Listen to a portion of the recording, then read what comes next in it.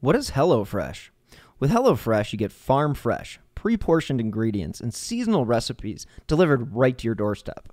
Skip the trips to the grocery store and count on HelloFresh to make home cooking easy, fun, and affordable. That's why it's America's #1 meal kit. Fall is right around the corner, and HelloFresh is there to help you plan for the busy season ahead with tasty dishes delivered right to your door. You just simply choose recipes and pick your delivery date, then lay back and enjoy the last days of summer, knowing that dinner is covered. Parents have enough back-to-school shopping and planning to do. Let HelloFresh get the groceries and save you some cash with pre-portioned meals, again, delivered right to your door. So when life gets busy, don't call for delivery, go with HelloFresh. I've been using HelloFresh for a while now, and I cannot tell you how much simpler making dinner has become. It really does give me one less thing to worry about. So go to HelloFresh.com/50whokilled and use code 50whokilled for 50% off plus free shipping. Again, go to HelloFresh.com/50whokilled and use code 50whokilled for 50% off plus free shipping.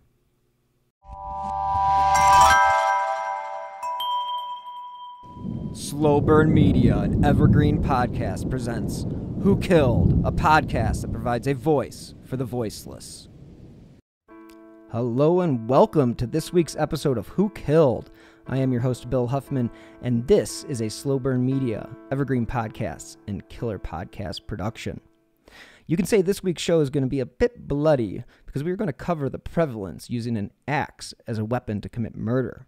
This was quite the choice of weapon back in the 1800s and 1900s, early 1900s, I should say, and I'm highlighting 10 cases between 1900 and 1915. I did not include the axe murder of Lizzie Borden's parents, and if you're interested in that case, you can definitely find many podcasts covering her supposed crime. So let's begin with axe murder number 1, and this is from the Topeka Daily Capital on July 22nd, 1907, where the headline reads, "Insane Man Kills 3." Henry Scutcheon, a farmer about 50 years old living near the village, today ran amok with an axe, killing his invalid son, his wife, and her foster father. Scutcheon was later shot by Henry McClellan, a neighbor whom the crazed murderer had also attacked. The dead were Henry, Polly Scutcheon, and his wife. George Annie, Mrs. Scutcheon's foster father, was also killed. The Scutcheon farm life had apparently always been a happy one, except for the cloud which the son's invalidism cast over the family. Today, with no warning, so far as known, Scutcheon suddenly murderously attacked his son with an axe. He crushed the boy's head frightfully, and when his wife interfered, he turned on her and pursued the frightened, screaming woman from the house to the road where he knocked her down with his weapon. He then rushed back to the house and murdered his foster father-in-law. Next, he tried to destroy himself, aka commit suicide, by gashing his throat with a razor and taking Paris green. His wounds did not weaken him, and the poison did not take immediate effect. With axe in hand, he returned to the road where he had felled with his wife a few minutes before. The first blow did not kill her, and she had been carried into the house of Henry McClellan nearby. McClellan rushed to another neighbor's for help, and when Henry found that his wife was in the McClellan home alive, he smashed a window with his axe, jumped through it, and again attacked her. This time he crushed her skull. He then left the McClellan homeland and returned to his own house. But when Mr. McClellan returned from his search for the help, the crazed man came out and started over toward him, saying, "I want you too." Quote, "I will shoot you if you come across the road," replied McClellan, who had armed himself with a shotgun. Despite the warning, Scutcheon came across, and McClellan thereupon shot him dead. Again, that was from the Topeka Daily Capital. Let's move on to axe murder number 2 from the Butte Miner on May 22nd, 1906. The headline reads, "Charge of murder against McIntyre. Defendant is accused of striking John Mohan with a fatal blow on the head with an axe." And murder is charged against B.W. McIntyre with an indictment that was filed yesterday by the county attorney. It is alleged that on February 24th, the defendant struck John Mohan on the head with an axe, inflicting a wound that proved fatal in 6 weeks. McIntyre stated that he had some trouble with Mohan when the latter attempted to break into a cabin. McIntyre was living with a woman. The accused man, however, denied that he struck Mohan with an axe. After receiving the injury, Mohan was taken to the St. James Hospital for treatment. McIntyre was then charged with having committed an assault in the first degree. But the case was dismissed at the preliminary examination, as Mohan would not swear that it was McIntyre who struck him. After the preliminary examination, Mohan's wound began to trouble him, and death ensued within a few days. McIntyre was then rearrested, this time on a murder charge, and is now confined in the county jail awaiting trial. So let's move on to axe murder number 3, and this is from the Washington Post on February 20th, 1906, where the headline reads, "Murdered in his own bed, aged Roanoke man, victim of stealthy assassin, head cut open with an axe. J.B. Trainum, former city sergeant, slain in his room within 50 feet of the police station. And robbery was not the motive, as his money was untouched. He was a Confederate soldier. And according to the Post, J.B. was 69 years old, formerly city sergeant, and for many years, city jailer. Was found murdered in his room in the rear of the city hall this afternoon. He was last seen alive when he retired to his room last night. When he did not appear for breakfast nor dinner, a search was instituted. As there was no reply to a knock at his door, the police looked over the transom and saw him lying on his bed, which was besmeared with blood. Apparently, he died under a rain of blows. His head was split open, evidently, with an axe, the entire blade, to the helve penetrating the brain. His chin was almost severed from his face by a blow from an axe or a hatchet, and his throat was cut on the left side, as though an attempt had been made to sever the jugular vein. In his forehead were several gashes, all of which penetrated the skull. No weapons were found in the room, and the wounds were of such nature as to preclude any possibility of suicide. A coroner's jury decided unanimously that he had been murdered, and that the weapon used was either a hatchet or an axe. The murder occurred under the shadow of the courthouse and within 50 feet of the police station, but there is not the slightest clue to the perpetrator. Robbery was evidently not the incentive, as his money was not touched, and his valuable gold watch was found hanging near his bed in its accustomed place. So let's move on to axe murder number 4 from the McHenry Plain Dealer on April 30th, 1908. The headline reads, "Woman slain with axe, brutal murder in Brownsville, New York. 2 arrests made." What is apparently a most brutal murder was discovered late Monday in the manufacturing village of Brownsville, 4 miles west of the city. The victim was Mrs. Sarah Brennan, wife of Patrick Brennan, a papermaker and a highly respected resident of the little place. The body of Mrs. Brennan, frightfully hacked an axe and the skull crushed in. She was found tightly packed in a large trunk at her home. Near the trunk was a bloody axe. The police claim that they already solved the mystery of the woman's death through a confession, which, it is alleged, they have obtained. According to the police, the murder was done in a hotel formerly known as the Barton House, which is located near the Brennan home. The motive, the officers allege, was robbery. Pending further inquiry into the case, the police have taken into custody James Farmer and his wife, who are neighbors of the Brennans. Well, let's keep the ball rolling and move on to axe murder number 5. Now, this is from the Brooklyn Daily Eagle on June 13th, 1903. The headline reads, "Woman killed with an axe. Mysterious murder near Middletown, Connecticut." head of victim nearly severed from body. On June 13th, a revolting murder, which at present is wrapped in a mystery, was committed in Middlefield, a suburb of Middletown, sometime yesterday. The victim is George Smith, the wife of a Rockfall factory employee. She came to her death by the powerful blow of an axe, which nearly severed the head from the body. The crime was discovered shortly after 6 o'clock last night, when a boarder at the Smith house, known as John, returned from the factory where he is employed. The police, notified of the murder, and the chief, accompanied by the medical examiner, hurried to the scene. They made a careful search of the premises without finding a single clue. There is no sign of a struggle in the room, and not an article is disturbed. The theory of robbery is disposed by the fact that several trunks containing sums of money were not touched. The victim was 24 years of age, and she lived with her husband in a house which is about 200 feet back from the roadway and an eighth of a mile from any other house.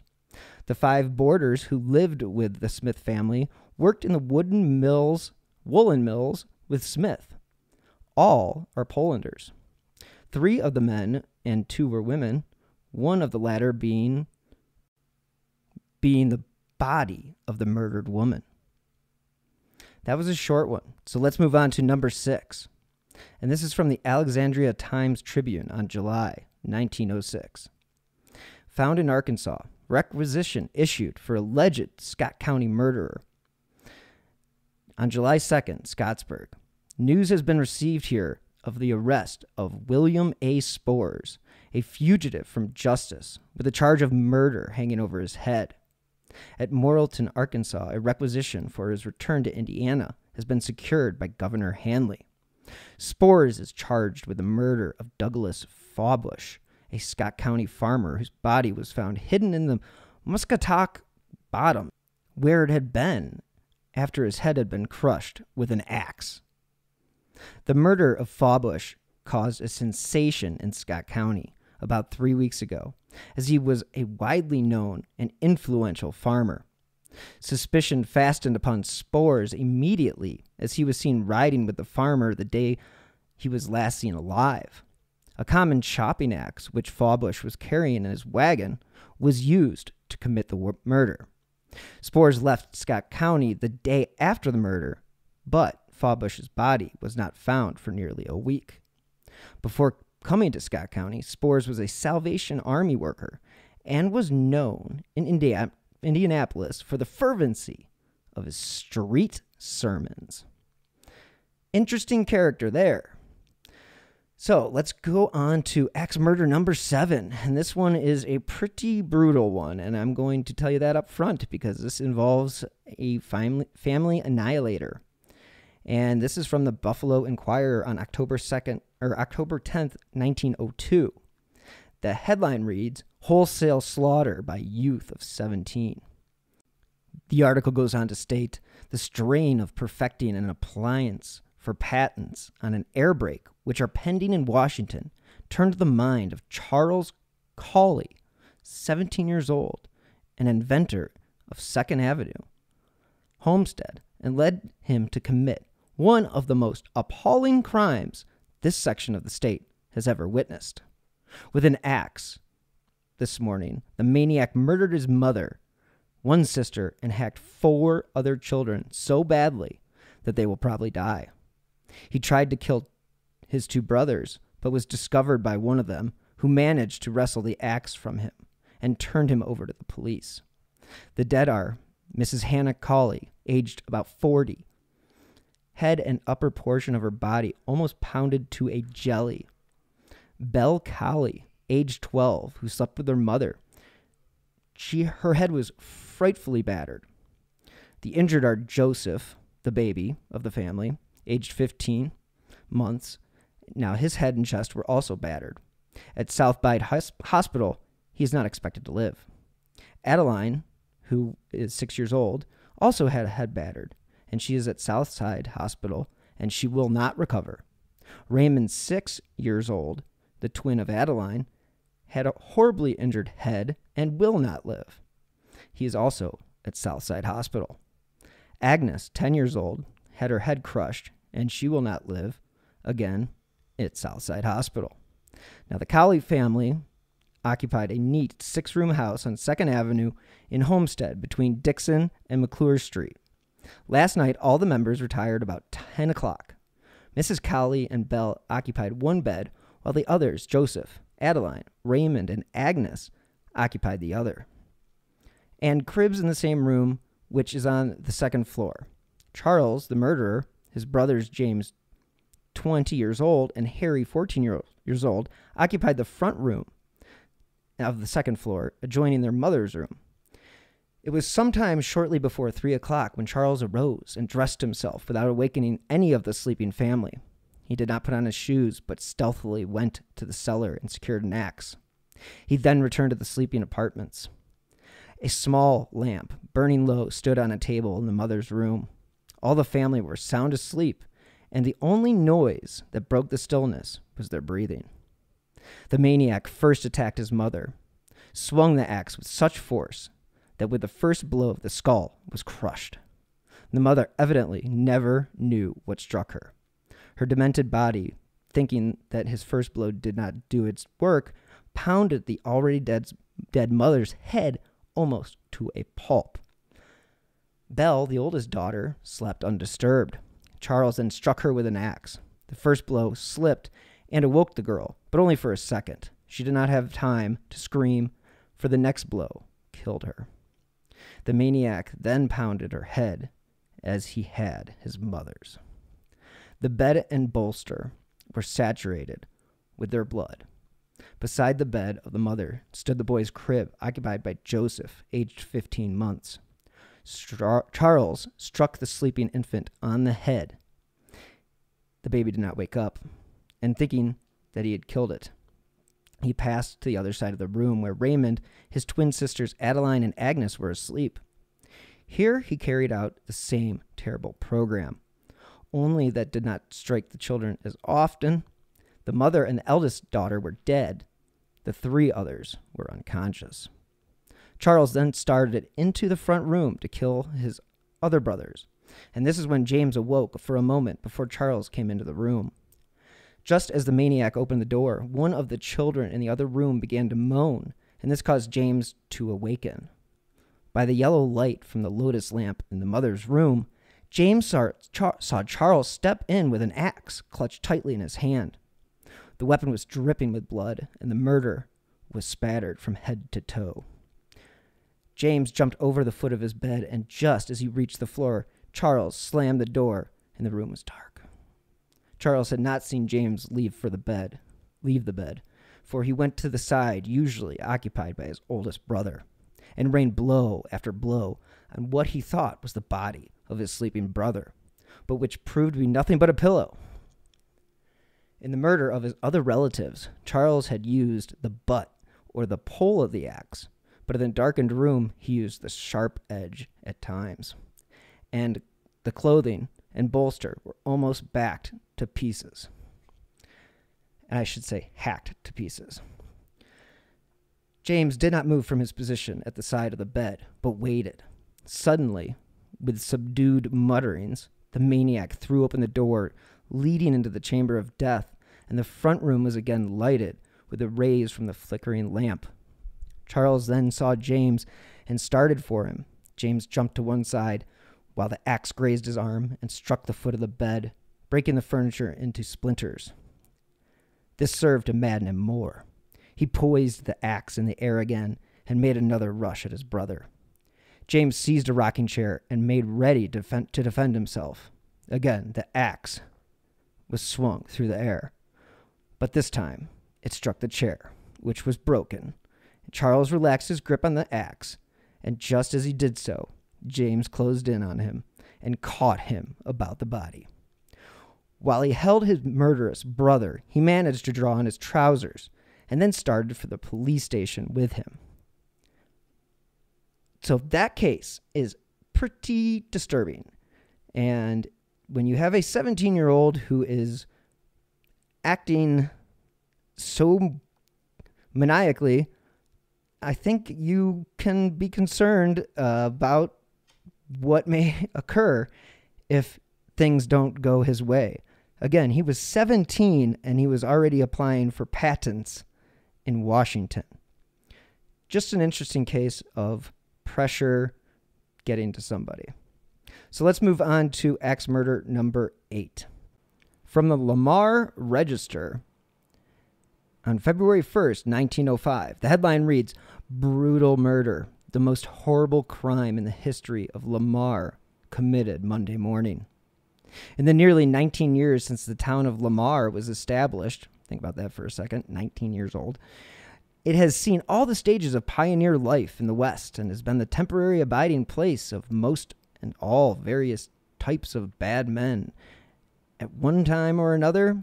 But through all the changing phases of its citizenship, the better element has been strongly predominant, that it has been known as the most law-abiding city of the valley, and the crime of murder was never known here. But Monday morning, this record was broken, and a murder committed so cowardly and brutal that it is almost impossible to believe the perpetrator was a human being. Julio Rodriguez and his wife have been running a chili parlor in Lamar for nearly 2 years, and for the past year have been located in the rear room of Paxton Block, part of the family rooming upstairs and part in a tent back of the building. With them lived a nephew, Feliz Gara, and a niece, Joaquina Gara, a little 17-year-old blind girl. The latter helped them keep the lunch counter and also slept in the room at the aid.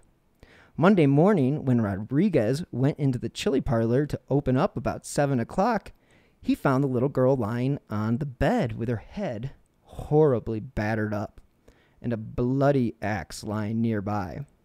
A trunk near the bed was covered with blood and had been broken open with the bloody axe. Its contents, cash, mostly in $5 and $10 gold pieces, 2 watches, a number of silk handkerchiefs, had been stolen.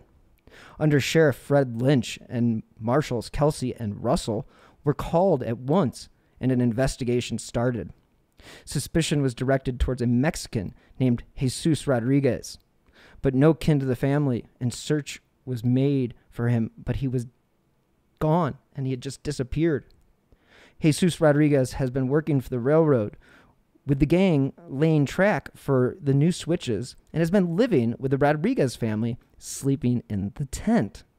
He has been going to work early and always got his breakfast at the lunch stand.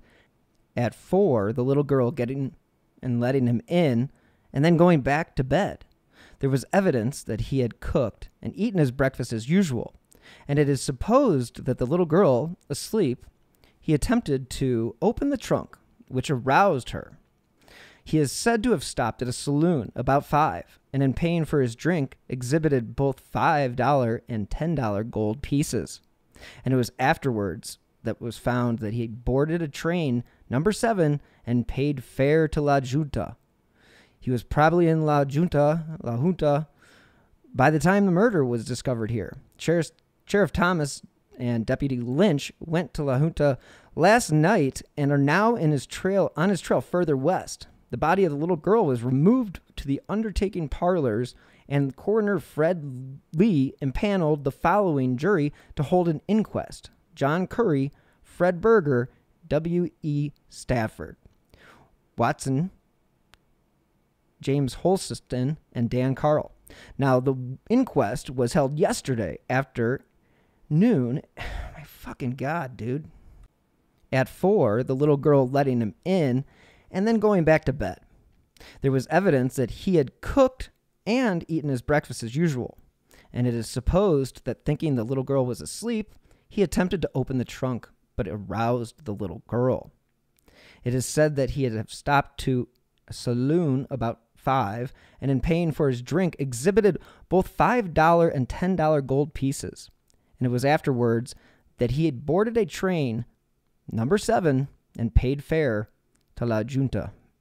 He was probably in La Junta by the time the murder was discovered here. Sheriff Thomas and Deputy Lynch went to La Junta last night and are now on his trail further west. The body of the little girl was removed to the undertaking parlors, and the coroner Fred Lee impaneled the following jury to hold an inquest: John Curry, Fred Berger, W.E. Stafford, George Watson, James Hoselton, and Dan Carl.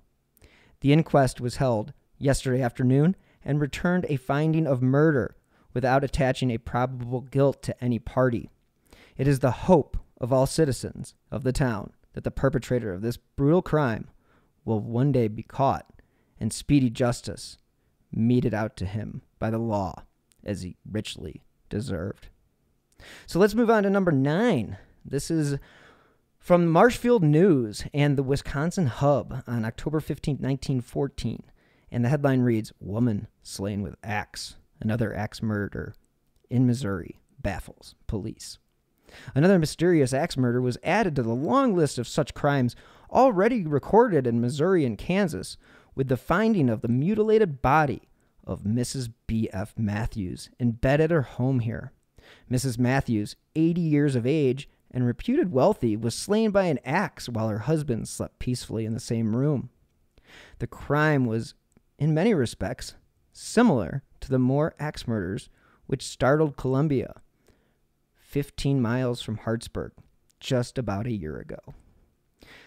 That's a short story. And now we're going to move on to the final murder, and that is axe murder number 10. And this is from the Ottawa Daily Republic on June 13th, 1912, where the headline reads, "The widow denies axe murder. Mrs. Ida May Keller, who yesterday afternoon confessed to murdering her husband and 7-year-old daughter with an axe, became hysterical in her cell in the county jail at midnight last night and cried out denials of her confession. She called the sheriff to her cell this morning and repudiated her confession, saying the detectives had forced it out of her. The sheriff says the confession was made voluntarily. Mrs. Keller will probably be arraigned late this afternoon." Was Mrs. Keller insane? The belief that Mrs. Keller, confessed murderer of her husband and small daughter, is insane and is making all sorts of impossible statements is growing today. She today accused a section hand of murdering her husband with a penknife. A warrant for the accused man's arrest was issued, but a preliminary hearing will be waived. Now, on June 13th, in a sworn confession that was made yesterday afternoon, Mrs. Ida Keller, who was the wife of Arthur Keller and the mother of Margaret Keller, who was 7 years old, who were found murdered in bed at their home on the outskirts of Harrisonville on Tuesday, admitted that she killed her husband and little daughter with an axe. Her confession was read to the coroner's jury, which immediately returned a verdict holding Mrs. Keller responsible for the dual murder. She is in jail here waiting the action of the grand jury. Quote, "I killed them, both with our own axe," her confession says in part. Quote, "I don't know why I did it. I can't now realize what motive I had, if I had any, at the time. It all seems like a hazy dream to me. I went to bed Monday night feeling badly and lay down with my clothes on. Later I woke and, impelled by a force I could not resist, I secured the axe and, returning to the room where my husband and Margaret were asleep in the same bed, I struck them both, blow upon blow. Only after the deed was done did I realize what I was doing. Quote, I remember striking them both, but I don't know which one I struck first. The blind was up, and I could see them there in bed. The child was still alive. Mrs. Keller then recites how she lighted a lamp and went back into the room where Keller and the little girl lay. Keller was dead, but life still remained in the child. She said she began to realize then what had occurred. She washed the blood from her hands, she says, lighted a paper on a chair in the room of death, and went to a neighbor's home to give the alarm. The burnt paper she used partly to substantiate her story of how she had got a glimpse of the alleged masked murderer. By the burning paper, she claimed in her original story she could see, but dimly, and while she could not tell if the man were white or black, she recalled that he wore brown socks and was shoeless. In giving the alarm to neighbors, Mrs. Keller said a man had entered her room where she was asleep with the other 2 Keller children, Edna Mae, 3, and George, 5 years old. The masked man had struck her, she claimed, but his blow was deflected when the axe struck the head of the bed. She had grappled with the man and wrestled the weapon from him, after which he had fled. Mrs. Keller now refutes all of this story and admits that she also knocked off part of the headboard of her bed to aid in her story. Mrs. Keller was permitted last night to visit with her mother, Mrs. Freud, who lives near Harrisonville, according to 2 deputies who accompanied her there. Her mother and 3 sisters returned to Harrisonville with her yesterday morning. It is believed that Mrs. Keller told the truth to her widowed mother and was advised to make a clean breast of the whole affair. Holding to her first story. While on the stand during the morning, however, Mrs. Keller held to the original story. After lunch, she was placed in a room in the prosecutor's office. About 3 o'clock, she made the statement. Benjamin Prater, son of the sheriff and a deputy, wrote down her statement. Harry Arthur, a Kansas City detective, who has been employed in the case, and Coroner Frank Runenberger also heard her story. The 3 sisters left before Mrs. Keller's confession was made. One of them is married and lives near East Lynn. The other 2 are single, one of them being employed in a restaurant in Nevada, and the other residing at home with her mother. A reason for taking the life of the older daughter, Margaret, came out at the hearing. It was shown that Mrs. Keller did not like this child because she was too much like the Kellers. Quote, when Mrs. Freud was told of her daughter's confession, she broke down but said frankly, quote, well, I am glad she has told the truth. I expected it. As soon as I heard of the awful tragedy, I made up my mind that Ida was responsible. I will take Edna Mae and George home with me. From several statements made during her confession, it is believed by the prosecution that Mrs. Keller's defense will be insanity. Arthur is the one that secured the confession. The credit of obtaining a confession from Mrs. Keller belongs to Detective Harry Arthur of Kansas City. Arthur was employed by the prosecuting attorney to work on the case. Yesterday afternoon, he confronted her with the evidence he had, some of it obtained from her own supposition. George, 5 years old, required 3 hours of constant questioning to break the woman down. When she did, however, she freely told them all that has occurred and made her written statement in the presence of the other witnesses. So that will do it for this week's episode of Who Killed? The 10 murders that I chose from the 1900 to 1915. All very brutal because there is no such thing as a clean killing when you're using an axe. But thank you so much for tuning in again this week. And as you know, I drop new episodes every Friday. And if you want to follow me on the Twitter, cesspool, X, whatever the hell it's called these days, feel free to do so. And if you'd like to leave a review, that'd be great too. Subscribe wherever you listen to your favorite podcasts. And as always, until next time, stay healthy and be safe.